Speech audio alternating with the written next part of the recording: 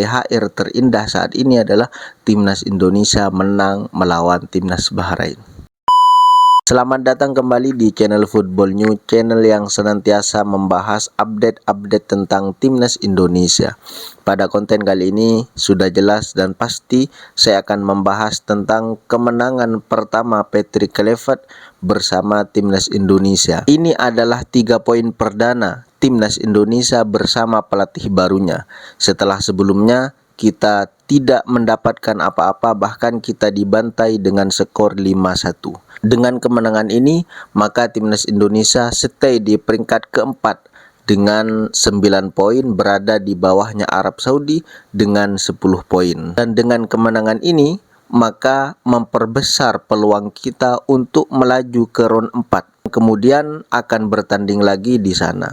Untuk peringkat 2, lupakan saja, karena peringkat kedua itu tidak mungkin untuk kita capai kali ini, karena Australia itu sudah mendapatkan poin 13, sementara kita masih 9. Bisa saja kalau kita mendapatkan 2 kemenangan, sementara Australia itu mendapatkan 2 kekalahan. Tapi itu tidak mungkin, karena pertandingan terakhir kita akan menghadapi Jepang di akhir pertandingan. Maka posisi yang realistis saat ini adalah peringkat ketiga dan peringkat keempat, yang mana kalau kita finish peringkat 3 dan 4, kita akan melaju ke babak selanjutnya, yaitu round 4. Dan kalau kita lihat sama-sama teman-teman, chemistry dari para pemain itu mulai menyatu, yang mana dari lini belakang ke lini tengah, dari lini tengah ke depan, itu sudah berjalan chemistry-nya. Dan ini kita hanya butuh waktu lebih lama lagi untuk lebih memperkuat chemistry itu, karena pemain kita sebenarnya mampu untuk bersaing, bahkan melawan Australia sebenarnya kita mampu, cuman kita punya masalah di chemistry, karena mereka kan baru bersatu. Oleh karena itu butuh chemistry, dan nanti melawan Cina di bulan Juni diharapkan chemistry itu semakin menyatu dan semakin kompak di atas lapangan. Bukan hanya pemain, juga pelatih harusnya bisa berchemistry dengan para pemain dan juga para staf-stafnya. Kalau kita lihat tadi, para pemain hampir semuanya bermain bagus, apalagi kita punya Ole Romeni, 2 pertandingan 2 gol. Ini adalah striker yang kita nantikan selama ini teman-teman. Di pertandingan pertamanya, di debutnya, dia mencetak gol melawan Australia. Di pertandingan keduanya tadi malam itu mencetak gol. Ini yang kita cari selama ini, striker yang tidak butuh banyak gocek-gocek, tidak butuh banyak dribbling, dan kita hanya butuh gol. Di depan gawang, tap gol, di depan lawang, tendang gol. Itu yang kita butuhkan. Karena selama ini kita belum produktif. Semoga dengan adanya Ole Romeni kita makin produktif dan makin banyak gol yang kita sarangkan ke gawang. Dari lini belakang kita tahu Rizky Ridho itu mainnya sangat solid. Bahkan menurut saya man of the match kali ini adalah Rizky Ridho. Kenapa? Dia banyak melakukan penyelamatan krusial yang andaikan tidak ada dia mungkin akan terjadi gol. Apalagi kita tahu Justin Hubner bermain sangat bagus, Zahid Ziyech bermain juga sangat solid. Di kanan itu ada Kevin Dijk yang bekerja sangat keras, dan itu seringkali diincar oleh pemain lawan, seringkali jatuh kan, dan dia tetap berjuang untuk Timnas Indonesia. Dan tidak lupa pemain andalan kita Marcelino Ferdinand, meskipun ada miss sebenarnya di depan gawang itu bisa menjadi gol, tapi di luar itu dia bermain cukup bagus. Dan gol Ole itu yang memberikan assist adalah Marcelino Ferdinand. Dan satu pemain lagi yang menurut saya berkesan pada malam ini itu adalah Ricky Kambuaya, masuk sebagai pemain pengganti dan memberikan impact yang sangat luar biasa. Ini di luar ekspektasi teman-teman. Memang di liganya dia bagus, tapi kan banyak orang yang meragukan dia akan kalah bersaing dengan pemain-pemain yang ada, pemain tengah.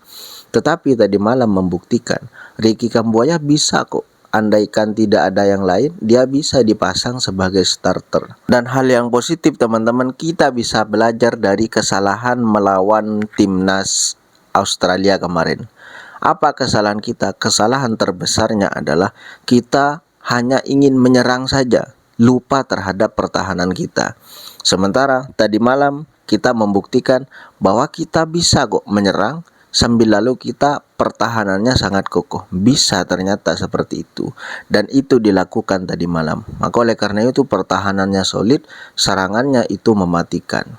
Maka akhirnya kita berhasil memenangkan pertandingan meskipun 1-0 itu sudah cukup teman-teman. Dan tidak butuh possession tinggi. Menurut saya tidak butuh possession tinggi, menyerang tiki taka, possessionnya itu melebihi 60-70% dan akhir-akhirnya itu kalah. Itu tidak butuh menurut saya. Menurut saya lebih baik main biasa aja tapi kamu mendapatkan 3 poin. Seperti ini yang kita butuhkan ini. Jadi nyerang itu bagus, bertahan juga bagus, bukan hanya menyerang saja seperti itu. Ini yang kita butuhkan sebenarnya teman-teman. Bahkan di babak pertama itu Bahrain nyaris tidak punya peluang. Martin Paes hanya mungkin hanya tiduran saja ya. Tidak ada Martin Paes melakukan penyelamatan krusial di babak pertama. Nggak ada. Karena memang kita tidak diserang. Solid sekali kita teman-teman. Bahkan mungkin Bahrain mengharap kita melakukan kesalahan dan itu tidak kita lakukan. Dan kita beruntung tidak kebobolan terlebih dahulu. Kalau kita kebobolan terlebih dahulu, seperti biasa drama Bahrain itu lebih berbahaya daripada drama Korea. Karena memang pasti mereka melakukan guling-guling 1 menit, guling-guling 2 menit diganti, kemudian pokoknya memperpanjang waktu, pasti seperti itu. Dan kita beruntung mencetak gol lebih awal. Dan di samping kita mendapatkan 3 poin teman-teman, ini adalah pembalasan dendam yang sempurna dari timnas Indonesia. Dan bisa dibilang kita berhasil membalaskan dendam kita di leg pertama kemarin. Kita tahu sendiri pada saat itu timnas Indonesia bermain melawan timnas Bahrain sekaligus melawan wasitnya juga. Tapi pada tadi malam kita menunjukkan bahwa kita bisa memenangkan pertandingan kalau wasitnya itu adil seperti itu.